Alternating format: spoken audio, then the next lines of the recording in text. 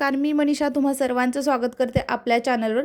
तर हा ब्लॉग आहे रविवारचा. रविवार म्हटलं की सुट्टीचा दिवस म्हणजेच काही एक्स्ट्राची कामं. त्यामुळे सकाळीच जे आहे ते मी कालच इडलीचं पीठ म्हणजे इडलीचं भिजायला वगैरे टाकलं होतं. रात्री इडलीचं वाटून घेतलं आणि आज मस्त सकाळी नाश्त्यासाठी मी इथे इडली बनवत आहे. आणि इडली बनवली म्हणजे सकाळी नाश्ता पण आणि दुपारचं जेवण पण आमचं जे आहे ते इडलीच बनत असतं. आणि मला आज किचनची भरपूर सारी कामं होती, म्हणजे पूर्ण किचनची डीप क्लिनिंग करायची होती. त्यामुळे म्हटली इडली बनवून घेऊयात, म्हणजे कसं सकाळी बनवली की दुपारी पण होऊन जाते. दुपारी फक्त डोसे वगैरे काहीतरी बनवायला लागतील. एका बाजूला जे आहे ते इडलीचं पिठामध्ये मीठ आणि थोडासा खाण्याचा सोडा टाकून ठेवला आणि लगेच सांबारची तयारी करायला घेतली. तर इथे मी भोपळा, शेवग्याच्या शेंगा, कांदा आणि टोमॅटो जे आहे ते थोडंसं मीडियम, एकदम बारीक नाही पण थोडंसं मोठ्याच साईजमध्ये जे आहे ते कट करून घेतलं. तुरीची डाळ थोडा वेळ भिजत ठेवली, त्याच्यामध्ये सगळ्या भाज्या टाकून घेतल्या, थोडीशी हळद आणि तेल घालून जे आहे ते कुकरला लावून दिलं. कुकरच्या 2-3 शिट्ट्या पण काढून घेतल्या आणि त्याच्यानंतर मग सांबारचं डाळ वगैरे शिजलेली होती. म्हटलं तर त्या सांबारला फोडणी देईपर्यंत इकडे इडली पण लावून घेते, म्हणजे कसं सांबारला फोडणी झाली म्हणजे सांबार तयार होते तोपर्यंत इथं इडली पण तयार होते आणि मग छान जो आहे तो गरमागरम नाश्ता करता येतो. आणि इडली म्हणजे इडलीचं भांडं लावते वेळेस काय करायचं ना, खालचे जे 3 आपल्याला जे होल दिलेले असतात त्याच्यावरच वरची इडली आली पाहिजे, तर असं ठेवायचं म्हणजे छान आपली इडली पण छान फुगते आणि लवकर जी आहे ती शिजली जाते.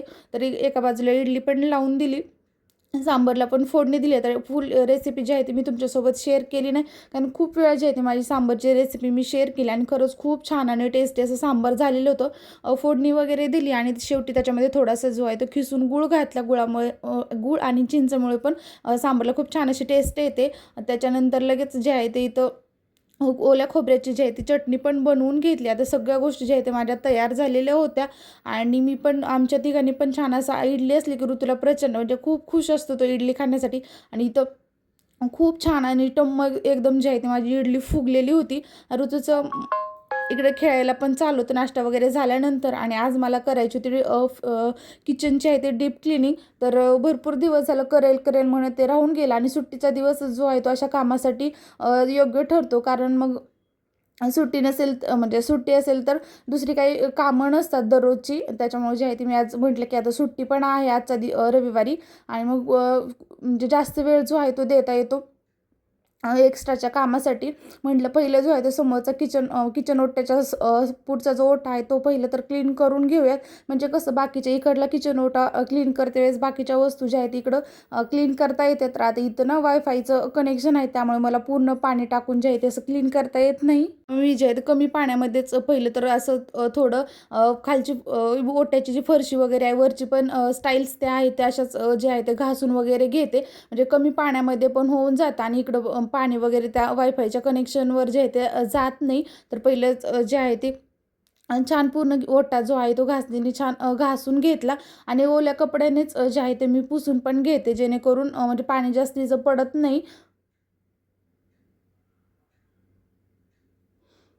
तर अशा प्रकारेच जे आहे ते मी ओटा पुसून वगैरे घेते.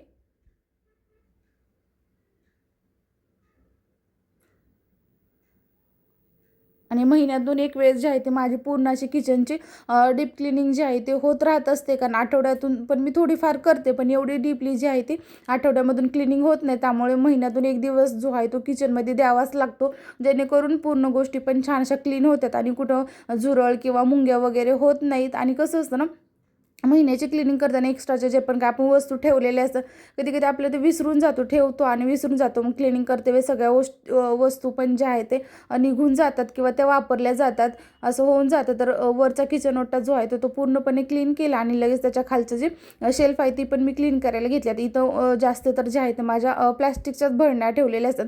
आता मी ती एक कमी करून जे आहे ते आता मी विचार करते की सगळ्या भरण्या ज्या आहेत ते काचेच्या घ्याव्यात.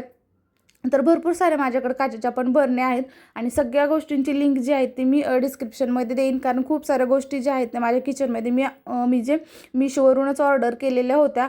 तर त्या पण गोष्टीचे सगळ्या लिंक मी तुम्हाला देईल. आणि मिशोवर गोष्टी जरी पण स्वस्त असल्या तर क्वालिटी पण छान असते. असं काही म्हणजे जास्त पैसे दिले तर जास्ती चांगल्या वस्तू भेटतात असं काही नाही. मिशोवर पण सगळ्या गोष्टी ज्या आहेत ते छान भेटून जातात.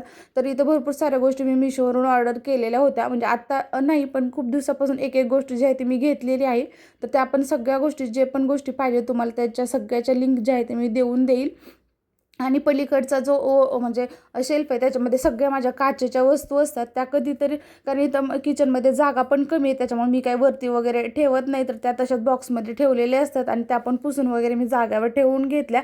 आणि त्याच्यानंतर जे आहे ते बटाटा, कांदे आणि लसणाची जी हे याला काय म्हणतात आता मला माहिती म्हणजे लक्षात येत नाही, ते पण पूर्ण पुसून वगैरे घेतले. त्याच्यानंतर मी त्याच्यावरती असे पेपर टाकते जेणेकरून म्हणजे त्या आता लसणाचा पाला पण जो आहे तो बटाट्यावर वगैरे पडत नाही. तर पेपर टाकून सगळं कांदे तर मी एक्स्ट्रा वेगळे साठवलेले आहेत त्याच्यामुळे इथं काय ठेवत नाही. लसूण आणि बटाटेच ठेवून दिले. त्याच्यानंतर हे फूड प्रोसेसर आणि मिक्सर पण पुसून वगैरे घेतलं. आणि सुट्टी म्हटलं की ऋतूची थोडी तरी कामात मदत होते. काम म्हणजे कधी कधी कसं होतं, त्याचं काम कमी आणि वाढवणं जास्त होतं, पण त्याला पण पाहिजे असतं की मी थोडी तरी तुला मदत करतो, मग मी हेल्प करतो.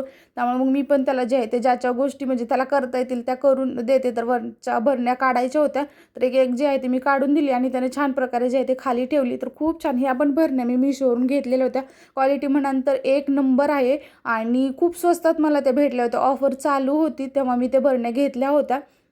आणि म्हणजे 250 म्हणजे असं जिरे वगैरे आपले खडे मसाले जे आहेत ना ते त्याच्यामध्ये बसून जातात. आणि त्याच्यानंतर खालचं पण सगळं रॅक जे आहे ते मी क्लीन करून घेतलं. आणि हा करत करत मला ना दुपारच्या जेवणाची वेळ झाली आणि पूर्ण भरण्या वगैरे मी घासून नंतर वाळवून त्या पुसून वगैरे ठेवून दिल्या.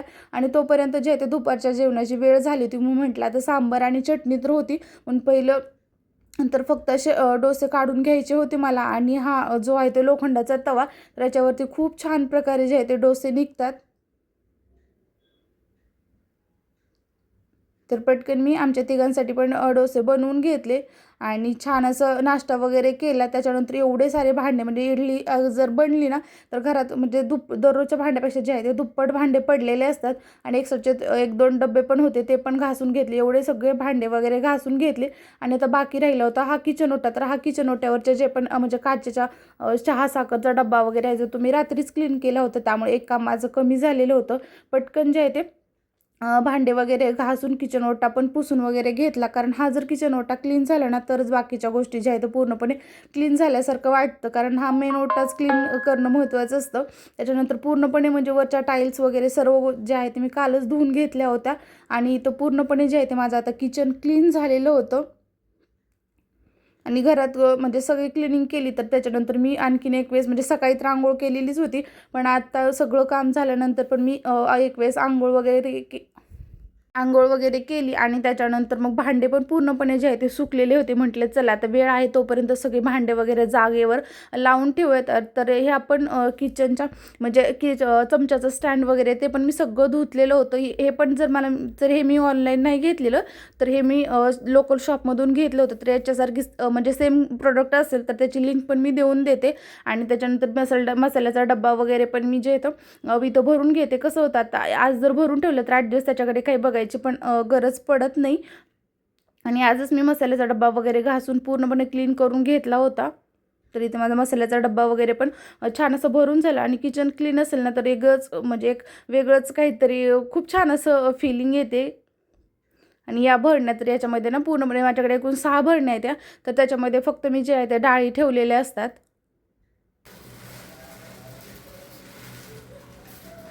आणि या या भरण्यांमध्ये ना पूर्ण 1 किलोची म्हणजे 1 किलो डाळ या भरण्यांमध्ये बसून जाते.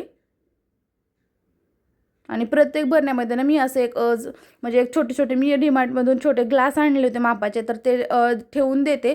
जेणेकरून म्हणजे आपल्याला एक अंदाज येऊन जातो ना, की एवढं म्हणजे आपल्याला तर कळून जाते, की आपल्याला किती डाळ लागणार आहे दररोजची. तर त्यानुसार मग मी ते ठेवून देते, जेणेकरून अन्न आपलं वाया पण जाणार नाही आणि ते वापरलं पण जाईल. तर इथं सगळ्या ज्या आहेत ते भरण्या मी भरून वगैरे घेतल्या डाळीच्या.